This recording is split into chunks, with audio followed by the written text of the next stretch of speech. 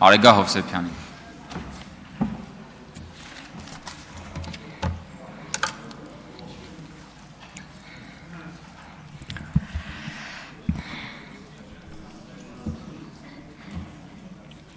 Հարգելի գործընկերներ, Ուժեղ Հայաստան կուսակցությունն ունի իր հստակ դիրքորոշումները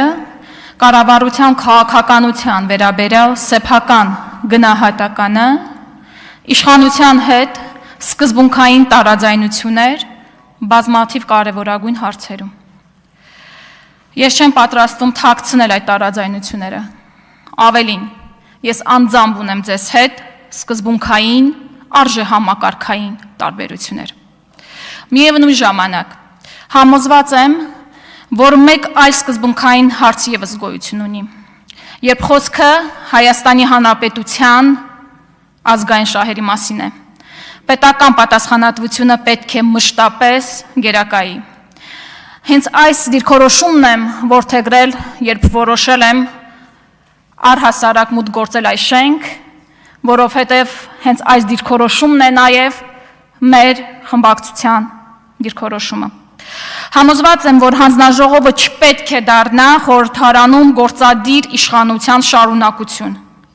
ոչ էլ միջանձնային և միջկուսակցական պայքարի ևս մեկ հարթակ։ Ես այն տեսնում եմ որպես պրոֆեսիոնալ խորհրդարանական կառույց, որի գործունեությունը պետք է առաջին հերթին ծառայի Հայաստանի Հանրապետության շահերին։ Հարգելի հայրենակիցներ, այսօր Հայաստան Եվրոպական միություն օրակարգի հիմքում համապարփակ և ընդլայնված համագործակցության համաձայնագիրն է, որի ուղղություններից են օրենսդրական մոտարկումը, տնտեսական համագործակցությունը, ներդրումները, մարդու իրավունքները, էներգետիկան, շրջակա միջավայրը, անկախ դատարանները, սակայն այս ուղղություններից յուրաքանչյուրի դեպքում խորհրդարանը պարտավոր է տարբերակել քաղաքական հայտարարությունները փաստացի կատարումից, հայտարարված հնարավորությունները իրականում օգտագործված գործիքներից, իսկ ձևական պարտավորությունները պետության և քաղաքացիների համար կոնկրետ արդյունքից։ Հենց այդ պատճառով հանձնաժողովի խնդիրը Եվրոպական միության հետ հարաբերությունների իրական բովանդակությունը մասնագիտորեն գնահատելը, բաց թողումները վերհանելը, համապատասխան նախաձեռնություններով հանդես գալը, որ պետք է լինի, որպես գործող պայմանավորվածություններն իրականում ծառայեն Հայաստանի Հանրապետության շահերին։ Ես հանձնաժողովում իմ գլխավոր առաքելությունը համարելու եմ անկախ, իրապես անկախ և խստապահանջ վերահսկողության հաստատումը։ Երբ ես օրինակ բացում եմ ազգային ժողովի կայքը, ուսումնասիրում եմ հանձնաժողովի աշխատանքը, տեսնում եմ, որ հանձնաժողովը օրինակ 2024 թվականին գումարել է 4 նիստ, 25 թվականին 4 նիստ, 26 թվականին 1 նիստ։ Ես իհարկե գիտեմ, որպես դիվանագետ, որ իսկականից լինում են այնպիսի գործողություններ, այնպիսի հանդիպումներ, որոնք որ բարձրաձայնման ենթակա չեն։ Եվ առհասարակ դիվանագիտական աշխատանքը չեմ ուզում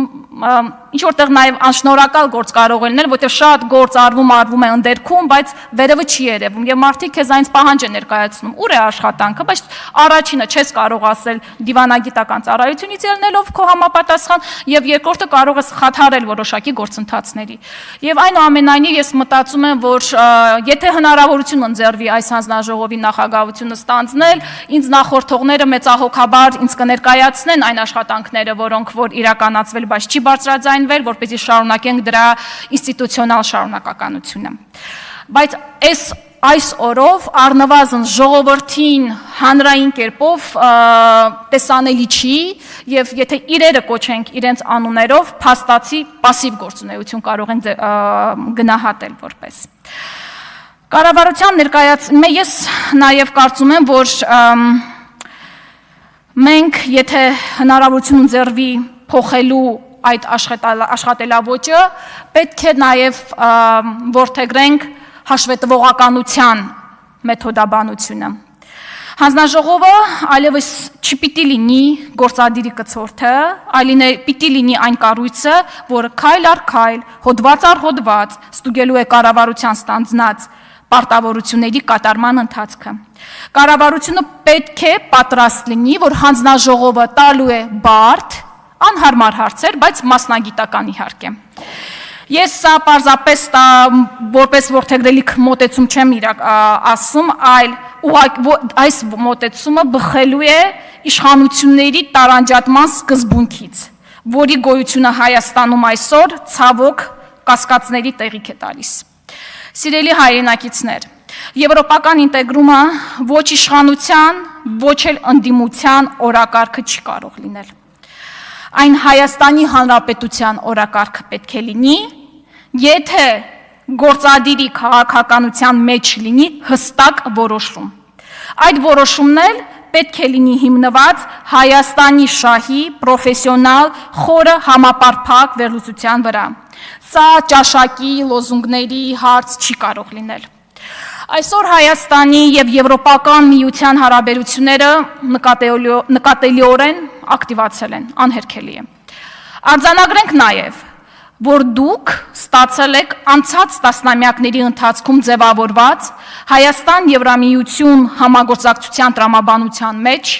հարուստ իրավապայմանագրային բազա, որը հարստացվել է որոշակիորեն նաեւ ձեր օրոք։ Այնուամենայնիվ, իրական արժեքը որոշվում է ոչ թե ստորագրված փաստաթղթերի քանակով,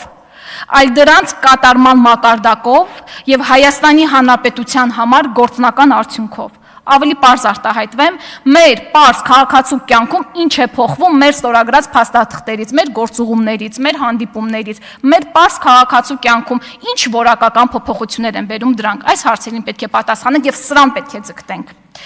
Հարգելի հայրենակիցներ, եվրոպական օրակարգը եւ ինտեգրման լոզունգները պետք է դադարեն ծառայել որպես քաղաքական քողարկող պաստառ երկրի ներսում տեղի ունեցող ապօրինությունները, խոսքի եւ մամուլի ազատության սահմանափակումները, քաղաքական հետապնդումները եւ իրավապահ համակարգի կամայականությունները կոծկելու համար։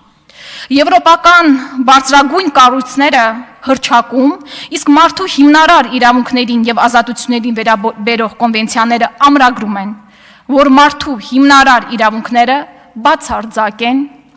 համընդհանուր եւ չունեն աշխարհագրական եւ քաղաքական սահմաններ։ Եթե դա այդպես է, ապա ես ունեմ սկզբունքային եւ շատ գուցե անհարմար հարց առաջին հերթին հենց Հայաստանի իշխանություններին։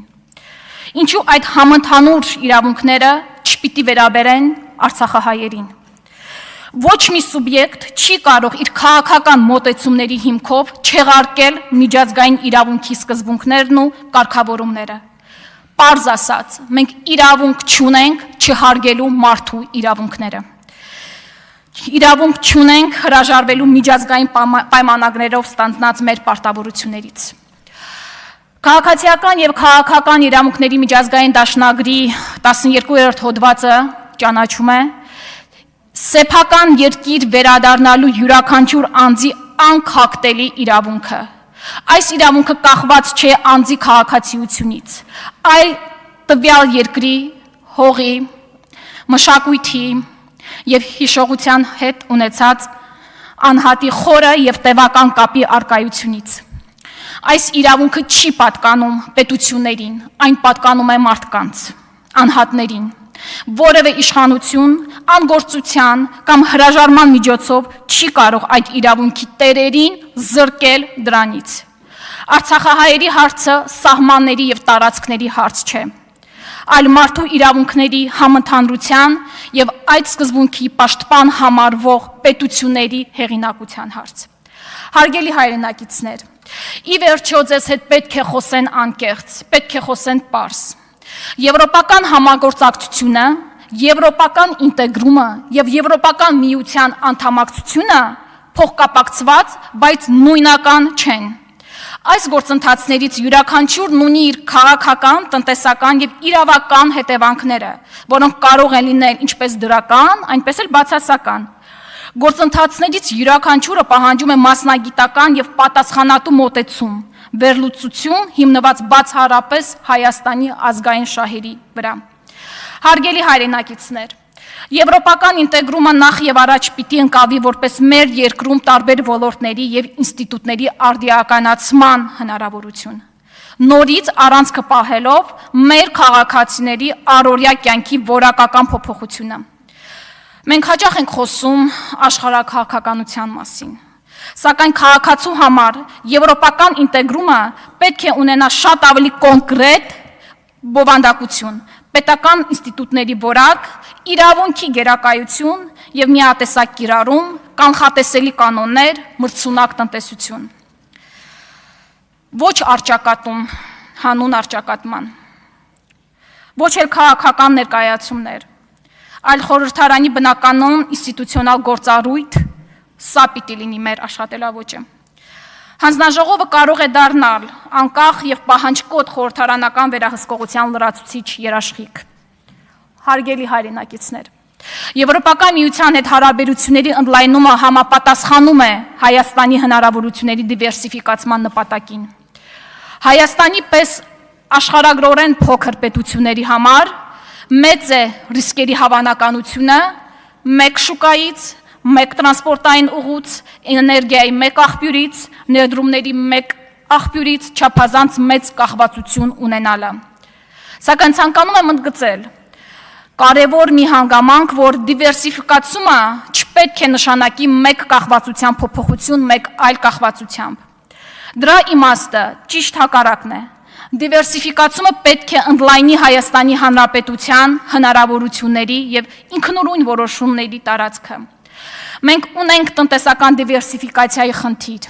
որի հիմքում այն է, որ մենք չենք կարողացել ստեղծել մրցունակ տնտեսություն, որը կարտադրի տնտեսապես բարդ ապրանքներ, եւ Եվրոմիության հետ հարաբերությունները նաև այդ պատճառով են շատ կարևոր, որ լավագույն փորձը եւ գիտելիքը եվրոպական ինստիտուտների եւ զսպումների եւ հակակշիռների մեխանիզմները վերցնենք, մեզ մոտ տեղայնացնենք, արդյունքում ունենանք զարգացած տնտեսություն, մենք էլ այդ մրցունակ արտադրանքը կարողանանք արտահանել ավելի լայն շուկաներ, մեծացնելով հայկական արտադրանքի աշխարհագրությունը։ Սիրելի հայրենակիցներ, գործընկերությունը ենթադրում է փոխադարձություն։ ԵՄ-ի հետ մեր հարաբերությունների տրամաբանությունն այնպիսին է, կարծես մենք անընդհատ խնդրողի դերում ենք։ Մենք անընդհատ ինչ-որ բան ենք խնդրում, ակնկալում։ Ինձ համար սա ճիշտ որոշում չէ, ավարտում եմ։ Ինձ համար սա ճիշտ դիրքավորում չէ առհասարակ արտաքին քաղաքական դաշտում, որովհետև արժանապատվություն չի բերում կարծես մեզ։ Ես մտածում եմ, թե մենք ինչ կարող ենք տալ Եվրոպական միությանը եւ որոշակի մտքերից ես հասկացել եմ, որ կա մի բան, որ տեխնիկական ստանդարտների համապատասխանեցման խնդիր չունի շատ վաղուց։ Դա հայկական, նորարարական, ստեղծագործ միտքն է։ Կարծում եմ, որ մենք պետք է գիտական եւ կրթական ծրագրերով եւ ենթակառուցվածքներով ստեղծենք այնպիսի բարենպաստ միջավայր, որ այդ միտքը հասնի իր գործնական դրսևորումներին տնտեսության, պաշտպանության, առողջապահության եւ մյուս ոլորտներում։ Իսկ հնարավորության դեպքում պետք է ապահովել, որ հայկական մտքի արտահոսք չլինի դեպի Եվրոպա, այլ հակառակը, հայկական միտքը մնա Հայաստանում եւ այստեղից արդեն համագործակցությունը լինի եվրոպական գործընկերների հետ։ Մենք պետք է լինենք վստահելի եւ կանխատեսելի գործընկեր։ Լուրջ գործընկերներին բնորոշ է ինչպես համընկնող շահերը, այնպես էլ արկա տարաձայնությունները բաց եւ անկեղծ քննարկելու կարողությունը։ Դա է նաեւ երաշխավորում իրական արդյունքը։ Վստահելի գործընկերությունը չի նշանակում սեփական դիրքորոշման բացակայություն, սեփական ազգային արժեքների երկրորդում եւ սեփական դեմքի կորուստ։ Հարգելի հայրենակիցներ, եզրափակելով կցանկանայի հիշեցնել, որ հայ ժողովրդի հարաբերությունները Եվրոպայի հետ նոր չեն եւ շատ ավելի խորը պատմություն ունեն, կիսելով ընդհանուր պատմություն, լեզվաընտանիք, ունենալով հազարամյա առևտրատնտեսական հիմքեր եւ կրոնական ընդհանուր հավատքի հիմքով համամարտկային արժեքներ եւ իրավունքներ։ Ես քանի որ այստեղ մեզ դիտում են նաև մեր ոչ միայն Հայաստանում, այլ նաև դիտելու են մեր միջազգային գործընկերները, ես կուզենայի նաև նրանց դիմել։ Dear colleagues, with a deep appreciation of fundamental European values as we share, and as well as the clear understanding of the challenges facing Armenia and the wider global community, we look forward to engaging with you in constructive and meaningful cooperation. We are confident that our joint efforts will contribute to strengthening mutual trust and further deepening our relations, ultimately serving the interests of our bilateral partnership and, above all, the citizens of the Republic of Armenia.